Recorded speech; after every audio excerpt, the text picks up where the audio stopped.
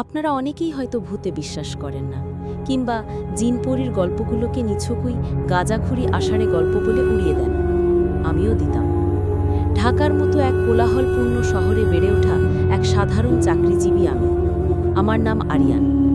Logic আর বিজ্ঞানের বাইরে অন্য কিছু নিয়ে মাথা ঘামানোর সময় বা ইচ্ছে কোনোটাই আমার ছিল না। কিন্তু 2019 সালের সেই অভিশপ্ত কয়েকটা দিন আমার জীবনের সব সমীকরণ উলটপালট করে দিয়েছিল। আজ যে ঘটনা আমি আপনাদের বলতে যাচ্ছি সেটা কোনো শোনা কথা নয়, আমার নিজের জীবনের এক রক্তাক্ত অধ্যায়। এই ঘটনা বলার সময় আজও আমার গায়ের লোম দাঁড়িয়ে যায়, বুকের ভেতরটা ভয়ে শুকিয়ে আসে। চাকরির সুবাদে আমাকে ঢাকার এক পুরনো এলাকায় বাসা ভাড়া নিতে হয়েছিল। বাড়িটা বেশ পুরনো, 50-60 বছরের তো হবেই। তবে আমার ফ্ল্যাটটা ছিল 5 তলায়, মোটামুটি নতুন করে রং করা। ভাড়াও ছিল তুলনামূলকভাবে বেশ কম।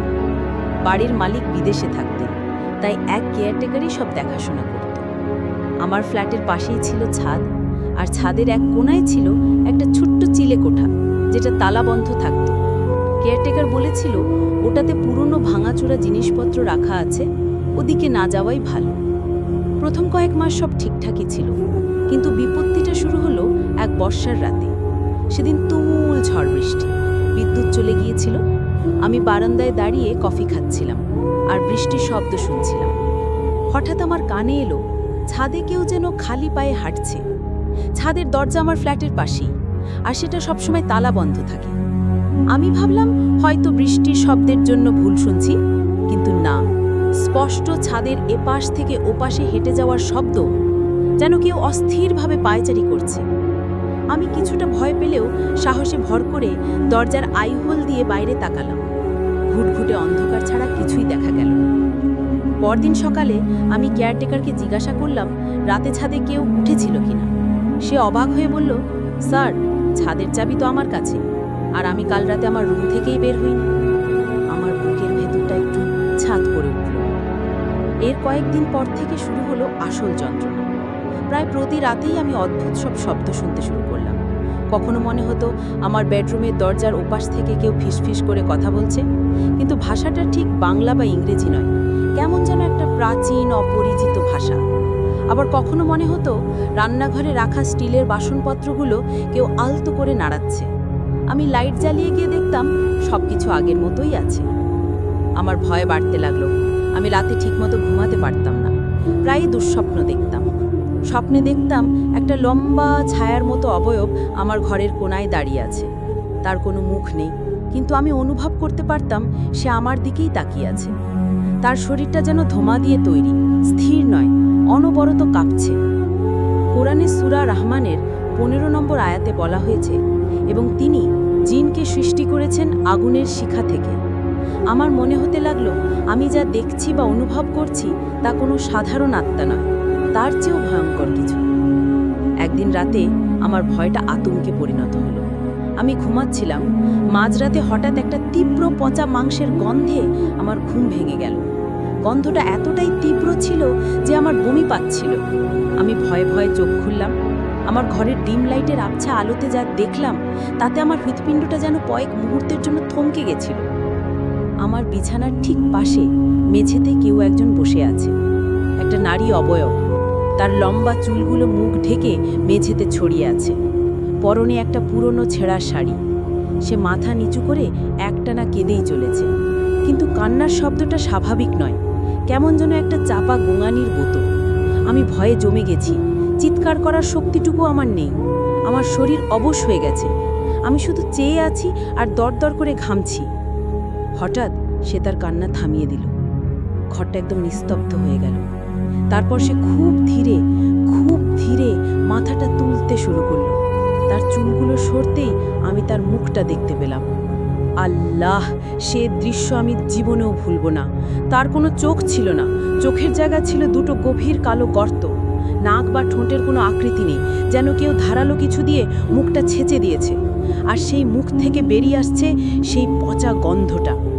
সে আমার দিকে তাকিয়ে একটা বিভৎস হাসি হাসল। তার কোনো দাঁত ছিল না, শুধু মাড়ি থেকে রক্ত ঝরছিল। এরপর সে তার লম্বা শুকনো আঙ্গুলগুলো দিয়ে আমার দিকে ইশারা করল। আমি দেখলাম তার নখগুলো অস্বাভাবিক লম্বা আর কালো। ঠিক সেই মুহূর্তে আমার ফোনের আজানের অ্যালার্ম বেজে উঠল। ফজরের আজান। আজানের ধ্বনি কানে আসতেই সেই অবয়বটা তীব্র যন্ত্রণায় চিৎকার করে উঠল। সেই চিৎকার মানুষের ছিল না, ছিল কোনো সিংহস্ত্র পাশুর অর্তনাদের মতো। এক ঝটকায় সে যেন বাতাসে মিলিয়ে গেল, কিন্তু সেই পচা গন্ধটা তখনও আমার ঘরে লেগেছিল। আমি কাঁপতে কাঁপতে বিছানা থেকে নেমে লাইট জ্বালালাম। সারা রাত আর এক মুহূর্তের জন্য ঘুমাতে পারলাম না। সকালে উঠেই আমি সিদ্ধান্ত নিলাম এই ফ্ল্যাটে আর একদিনও নয়। আমি কেয়ারটেকারকে ফোন করে বললাম আমি ফ্ল্যাট ছেড়ে দেব। সে কিছুটা অবাক হলেও আমাকে আটকালো না। আমি যখন আমার জিনিসপত্র গোছাচ্ছিলাম তখন কেয়ারটেকার আমার কাছে এলো। তার মুখটা ফ্যাকাশে দেখাচ্ছিল। ইতস্তত করে সে বলল, স্যার, একটা কথা বলবো যদি কিছু মনে না করেন। আমি বললাম, বলুন। সে কাঁপা কাঁপা গলায় বলল, স্যার, এই ফ্ল্যাটে আপনার আগে যে ভাড়াটিয়া ছিল সে একজন অবিবাহিত মেয়ে ছিল, খুব ভালো মেয়ে ছিল। কিন্তু একদিন হঠাৎ করেই ছাদের সেই চিলেকোঠার ঘর থেকে তার ঝুলন্ত লাশ পাওয়া যায়। পুলিশ বলেছিল আত্মহত্যা, কিন্তু আমরা জানি এটা সত্যি না। তার লাশটা যখন নামানো হয় তখন তার মুখটাকেও যেন ধারালো কিছু দিয়ে ক্ষতবিক্ষত করে দিয়েছিল, চোখ দুটো উপড়ে নিয়েছিল। সেই থেকে এই ফ্ল্যাটে কেউ বেশি দিন টিকতে পারে না। সবাই বলে ওই মেয়েটার অতৃপ্ত আত্মা নাকি এখনো সুবিচারের আশায় ঘুরে বেড়ায়। কিন্তু আমি জানি এটা কোনো সাধারণ আত্মা না স্যার, এটা আরও খারাপ কিছু। কোনো শয়তান যে মেয়েটাকে মেরেছিল সে হয়তো এখনো এই বাড়ির আশেপাশে আছে। তার কথা শুনে আমার পায়ের নিচের মাটি সরে গেল। আমি বুঝতে পারলাম আমি কি ভয়ঙ্কর এক ফাঁদে পা দিয়েছিলাম। সেই ছায়া মূর্তি, সেই নারী অবয়ব, সব কিছু আমার চোখের সামনে ভাসতে লাগলো। আমি আর এক মুহূর্ত দেরি না করে কোনো মতে আমার জিনিসপত্র নিয়ে সেই অভিশপ্ত বাড়ি থেকে বেরিয়ে এলাম। আজও এতগুলো বছর পরেও আমি একা ঘুমোতে পারি না। ঘরের লাইট নিভিয়ে রাখলে আমার মনে হয় সেই চোখবিহীন মুখটা অন্ধকারের ভিতর থেকে আমার দিকে তাকিয়ে হাসছে। মাঝে মধ্যে ঘুমের মধ্যে আমি সেই পচা গন্ধটা পাই আর আতঙ্কে আমার ঘুম ভেঙে যায়। সহিহ বুখারীর একটা হাদিসে আছে, রাসূলুল্লাহ সাল্লাল্লাহু আলাইহি ওয়াসাল্লাম বলেছেন, যখন রাতের অন্ধকার নেমে আসে তখন তোমাদের সন্তানদেরকে ঘরে আটকে রাখো, কারণ শয়তান এই সময় ছড়িয়ে পড়ে। আমি এখন বুঝি এই কথার গভীরতা কতটা। বিজ্ঞান হয়তো অনেক কিছুর ব্যাখ্যা দিতে পারে, কিন্তু এমন কিছু জগৎ আছে যা আমাদের জ্ঞানের বাইরে। আমি সেই জগতের সাক্ষী। আমি সেই অভিশপ্ত রাতের অতিথিকে দেখেছি। প্রিয় দর্শক, সবশেষে আপনাদের উদ্দেশ্যে আমার একটি প্রশ্ন। যদি আপনার জীবনে এমন কোনো পরিস্থিতি সৃষ্টি হয় আর আপনার কাছে দুটি পথ খোলা থাকে, এক, নিজের জীবন বাঁচানোর জন্য সেই অভিশপ্ত জায়গা থেকে নীরবে পালিয়ে আসা, যেমনটা আমি করেছিলাম, অথবা দুই, নিজের জীবনের ঝুঁকি নিয়ে সেই অতৃপ্ত আত্মার বা শয়তানের রহস্য উন্মোচন করার চেষ্টা করা, যাতে ভবিষ্যতে আর কারো ক্ষতি না হয়। আপনি কোনটা বেছে নেবেন এবং কেন? আপনার উত্তর কমেন্ট বক্সে জানাতে ভুলবেন না। আর যদি এই গল্পটি আপনাদের ভালো লাগে তাহলে অবশ্যই চ্যানেলটি সাবস্ক্রাইব করুন।